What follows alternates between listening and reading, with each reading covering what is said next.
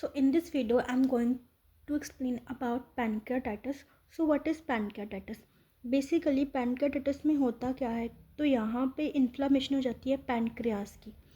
But it not just a inflammation. इसमें actual में inflammation होती किस वजह से है कि यहाँ पे जो प्री मेच्योर एक्टिवेशन हो जाती है डाइजेस्टिव एंजाइम की. ठीक है, एक नॉर्मल बात समझना यहाँ पे कि यहाँ पे जो छोटे छोटे ये दे रखे हैं, ठीक है, ये हमारे एसिनर सेल्स हैं.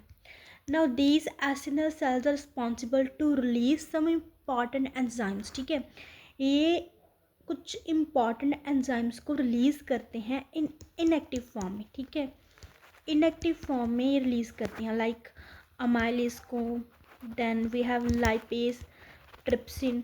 तो ये सारे जो एंजाइम हैं इनको ये एसिनर सेल रिलीज़ करते हैं. But remember they are release in inactivate form. ठीक है, इसको इनएक्टिव फॉर्म में रिलीज़ करते हैं. आफ्टर दैट जब जो रिलीज़ होते हैं तो इस डक्ट के थ्रू ये चलते चलते डुडनम में रिलीज़ होते हैं और यहाँ पे आके एक्टिव होते हैं. ठीक है, तो ये था normal. Okay, but what happen in the pancreatitis, these enzymes are activated in the pancreas. ठीक है, इंस्टेड ऑफ इंटेस्टाइन, ये यहाँ पैनक्रियाज में ही एक्टिवेट हो जाते हैं इंस्टेड ऑफ कि ये ड्यूडनम में जाके इंटेस्टाइन में एक्टिवेट हो. सो इस वजह से क्या है कि जब ये यहाँ पैनक्रियाज में ही एक्टिवेट हो जाती हैं then they start to damage the tissues of pancreas. ठीक है, अपने ही टिश्यूज़ को खाने लगते हैं, अपने ही टिश्यूज़ को डैमेज करने लगते हैं, जिसको हम ऑटो डाइजेशन भी बोलते हैं. ठीक है, ऑटो डाइजेशन भी बोलते हैं कि पैनक्रियाज के एंजाइम खुद ही के टिश्यूज़ को क्या करने लगे, यहाँ पे डैमेज करने लगते हैं. ठीक है, सो यहाँ पे here we talk about main two types. The first one is acute, that is a sudden attack, but in chronic pancreatitis tissues are damaged very severely that can lead to necrosis. ठीक है, chronic stage में जाके necrosis, fibrosis and scarring होने लगती है tissues की.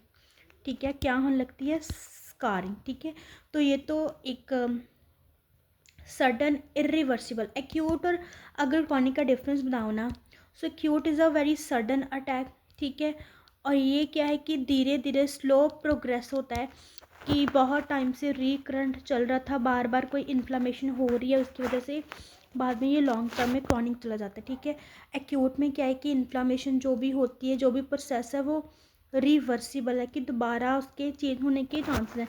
But यहाँ पे जो चेंजेस है वो कहीं ना कहीं इरिवर्सिबल होती हैं. ठीक है, next what are the causes. So sudden onset होता क्या है कि सडनली जब एंजाइम्स क्या है कि एक्टिवेट हो जाते हैं पैनक्रियाज के अंदर और वो क्या कर देते हैं ऑटो डाइजेशन ऑफ टिश्यूज़ का, जिसके वजह से क्या है कि पर्सन को बहुत ही सीवियर अब्डोमिनल पेन होती है. Then most common cause. ठीक है, यहाँ पे हम देखेंगे कि पैनक्रियाटाइटिस के मोस्ट कॉमन कॉज कौन है. The very first one is goal stone. कि देखो सपोज कि यहाँ पे अगर गोल स्टोन है, ठीक है, ये आपका पैनक्रियाज है और दिस इज योर डोडेनम, है ना, and this is your cystic duct. तो नॉर्मली एंजाइम ने यहाँ से आना था और डोडेनम में चले जाना था. बट सपोज कि हेयर इज़ द स्टोन. ठीक है, यहाँ पे क्या है कि स्टोन है. ठीक है, जो यहाँ से गॉल ब्लैडर की वजह से या बना हुआ. ठीक है, यहाँ पे स्टोन है. तो जब भी एंजाइम यहाँ से आएंगे तो यहाँ पे आगे ब्लॉकेज है, आगे जा नहीं पाएंगे, ये यहीं पे ऐसे रिलीज़ होते रहेंगे. और जब प्रेशर इंक्रीज़ होगा, ज़्यादा एंजाइम रिलीज़ होने लगेंगे with in the pancreas, pressure increase होगा और वो क्या है कि एक्टिवेट हो जाएंगे और खुद के ही जो पैनक्रियाज है उसको डैमेज करने लगते हैं. Then alcohol. Alcohol is more common in man. ठीक है, ये मैन में सबसे बड़ा वाला रीज़न रहता है. ठीक है, कि अल्कोहल भी क्या करता है पैनक्रियाज, ये क्या है पैनक्रियाज के टिश्यूज़ को डैमेज कर देती है, एक टॉक्सिक इफेक्ट प्रोड्यूस करती है. Then here we have other causes like hyperglycemia, because ये हाइपर ट्राइग्लिसरीडियम क्या करता है कि फैटी एसिड में ट्राइग्लिसराइड को चेंज करते हैं, जो फैटी एसिड क्या है कि दोबारा पैनक्रियाट को ही कहीं ना कहीं इफेक्ट करते हैं. देन ट्रॉमा, पोस्ट ERCP, कुछ वायरल इन्फेक्शन होती हैं. Then penetrating duodenal ulcer, cyst और abscess. So all these reasons causes are lead to pancreatitis. Then there are some drugs that will lead to pancreatitis like corticosteroid, thyroid or contraceptive NSAIDs. So these all are going to lead to pancreatitis. Then we have metabolic causes like hyperparathyroidism, ठीक है, जब calcium increase होती है तो उसकी वजह से भी. Here are some contributing factor like high fat diet, smoking, yantic factor. They all are going to contribute in pancreatitis. Now, what is the pathophysiology? So, firstly, due to trigger, there is premature activation of trypsin that lead to activation of other enzyme that lead to auto digestion, and it will lead to inflammation and edema that lead to pain, less systematic response. ठीक है, so इस तरह से ये disease जो है वो progress कर रही है. Then we have clinical feature. So the firstly that is epigastric pain, ठीक है, पर्सन को जो याद रखना, पैनक्रियाटाइटिस वाले जो पर्सन की पेन है उसके बारे में कोई याद रखना. ये पेन क्या होगी, मिड एपिगैस्ट्रिक रीजन में होगी,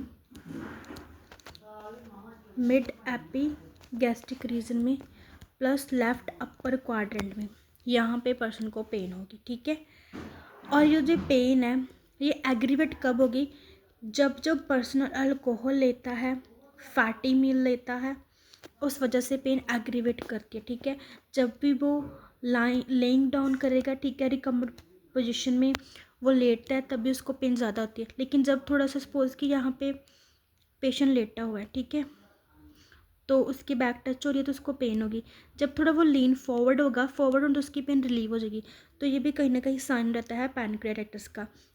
देन अबडमन डिस्टेंड रहेगा ड्यू टू, क्योंकि कैपिलरीज में से जो भी अबडमन डिस्टेंड इसलिए रहता है क्योंकि जो कैपिलरीज हैं वो लीकेज की वजह से थर्ड स्पेस में सारा फ्लूइड कहाँ चल जाता है, थर्ड स्पेस में, जिसकी वजह से अडीमा हो जाता है. अबडमन में असाइटिस की कंडीशन अराइज हो जाती है दैट लीड टू डिसेंडेड अबडमन. उसके बाद टेंडरनेस और गार्डिंग फील होगी पर्सन को, नोजिया, वॉमिटिंग. उसकी जो अगर पैनक्रियाटाइटिस की वजह से इंटेस्टाइन भी थोड़ी अफेक्ट हो गया है तो जो बाउल साउंड है वो डिक्रीज रहेंगी क्योंकि उनकी मोर्टेलिटी कम हो जाएगी. ठीक है, अगर वो भी अफेक्ट हो रहा है. Then fever obviously due to inflammation. ठीक है, रेस्टनेस, एंजाइटी, वेट लॉस रहेगा क्योंकि माल अब्जॉर्प्शन है, एंजाइम बाहर आ नहीं रहे पैनक्रियास से इंटेस्टाइन में और अच्छे से अब्जॉर्प्शन नहीं हो पा रही. Then we have a two main severe cases में. The first one is Cullen sign. ये देखो यहाँ पैरियम्बलाइकल जो डिस्कलेशन हो रखी है ये इंडिकेट करती है कि इंटरनल ब्लीडिंग, और इसको हम कलन साइन बोलते हैं. और यहाँ पे ग्रे टर्नर साइन कि यहाँ पे साइड पे हमें ये जब पर्सन को हम बोलेंगे ना इसे टर्न करो पीछे को, तो यहाँ पे हमें क्या है कि ब्लूइश डिस्कलेशन देखने को मिलती है जिसको हम ग्रे टर्नर साइन बोलते हैं. सो ये मेन दो साइन हमें क्या है कि पैनक्रियाटाइटिस में देखने को मिलते हैं. देन डायग्नोस्टिक इवैल्यूएशन में आप क्या करोगे, लैब वैल्यूज़ में we need to WBC inflammation की वजह से इंक्रीज़ होंगे, यूरिन अमाइलेज, सीरम अमाइलेज जो है इंक्रीज़ होगा. अब यहाँ पे लाइपेज को मैंने मोर स्पेसिफिक इसलिए लिखा है because amylase is also increase in other condition but lipase is only the more specific enzyme that is only going to increase in the pancreatitis. Then serum glucose obviously ये भी increase होगा. ठीक है, क्योंकि देखो यहाँ पे सिम्टम में मैं एक बात बता दूँ, जब हम क्लिनिकल फीचर पढ़े हैं तो जब क्रॉनिक स्टेज होगी ना, जब क्रॉनिक स्टेज होगी तो पर्सन को डायबिटीज़ मेलाइटिस के सिम्टम भी आएंगे क्योंकि पैनक्रियास पूरी तरह से डैमेज हो चुका है तो इंसुलिन अच्छे से बन नहीं रही, तो ग्लूकोज कहीं ना कहीं नहीं रहती, उसके सिम्टम आते हैं. देन कुछ रेस्पिरेटरी के सिम्टम भी आते हैं. और तो और स्टीटोरिया देखने को मिलता है. क्या देखने को मिलता है, स्टीटोरिया, जो फैटी स्टूल होगी. सिस्टोरिया मतलब फैटी स्टूल. ठीक है, स्टूल में हमें फ़ैट देखने को मिलती है क्योंकि प्रॉपरली जो फैट है उसका कुछ मेटाबॉलिज्म तो हो नहीं रहा. ठीक है, उसके बाद हमें मसल वास्टिंग देखने को मिलती है. Muscle wasting due to protein properly मिल नहीं रहा, इस वजह से हमें मसल वास्टिंग भी देखने को मिलती है. तो ये कुछ अदर साइन जो है क्रॉनिक केस में हमें देखने को मिलते हैं. ठीक है, तो इसलिए हमें सीरम ग्लूकोज लेवल इंक्रीज देखने को मिलता है. ठीक है, देन कुछ हम इमेजिंग टेस्ट करते हैं like abdominal ultrasound, CT, MRI, ये सब हमने टेस्ट करने होते हैं. मेडिकल मैनेजमेंट पे हम पेशेंट को NPO रखेंगे. ठीक है, IV fluid analgesic, PPI, antacid देंगे. ठीक है, यहाँ पे एनजी ट्यूब हम यूज़ करते हैं बट एक बार याद रखना एनजी ट्यूब यहाँ पे फीड देने के लिए यूज़ नहीं करेंगे, नॉट फॉर द फीड. इससे हम फूड नहीं देंगे पर्सन को, बट इससे हमें अगर वॉमिटिंग गैस को एस्पिरेट करने के लिए या जब अब जैसे अब्डोमेन में गैस बन जाती है तो उसको रिमूव करने के लिए, स्टमक को डीकम्प्रेशन करने के लिए हम एनजी ट्यूब का यूज़ करते हैं, नॉट बट फूड. उसके बाद नेज़ो जिजनल ट्यूब. ठीक है, क्योंकि हमने पर्सन को NPO रखा है. NPO इसलिए रखते हैं क्योंकि अगर फूड जाएगा तो पैनक्रियाज क्या है कि और स्टिमुलेट हो सकता है और उस वजह से कंडीशन और वर्स हो सकती है। बट अब यहाँ पे उसको भूखे भी तो नहीं रख सकते, इसलिए नेज़ोजिजनल ट्यूब दे रहे हैं। अब नेज़ोजिजनली क्यों दे रहे हैं, क्योंकि देखिए एनजी ट्यूब तो सीधा स्टमक में आएगी, ठीक है, और स्टमक के बाद ये ड्यूडनम और यहाँ पैनक्रियाज होता है ना, यहाँ सपोज पैनक्रियाज है, तो जो ट्यूब आएगी वो स्टमक में खाना रिलीज़ करेगी, तो फिर वो इधर से ड्यूडनम में जाएगा, इधर पैनक्रियाज है, तो पैनक्रियाज तो फिर स्टिमुलेट हो गया ना खाना आने से। बट यहाँ पे हम क्या करते हैं कि हम ट्यूब डालते हैं नेज़ोजिजनम, जो सीधा क्या करती है, वो सीधा कहाँ जाएगी, नेज़ोजिजनम ट्यूब सीधा ड्यूडनम में जाएगी, ठीक है, यहाँ ड्यूडनम में जाएगी, उसकी ओपनिंग यहाँ ड्यूडनम में जाके क्या है कि ओपन होगी और वो क्या है यहाँ पे फूड रिलीज़ करेगी, तो पैनक्रियाज क्या है कि पैक नहीं हो पाएगा, ठीक है। देन हम पेरेंटल न्यूट्रिशन भी दे सकते हैं पर्सन को। सर्जिकल में अगर कंडीशन बहुत स्टोन की वजह से है तो हमें स्टोन रिमूव करना पड़ेगा, अदरवाइज कंडीशन क्या है कि रिजॉल्व नहीं हो पाएगी, ठीक है। तो this is very small overview about pancreatitis. So thank you for watching this video.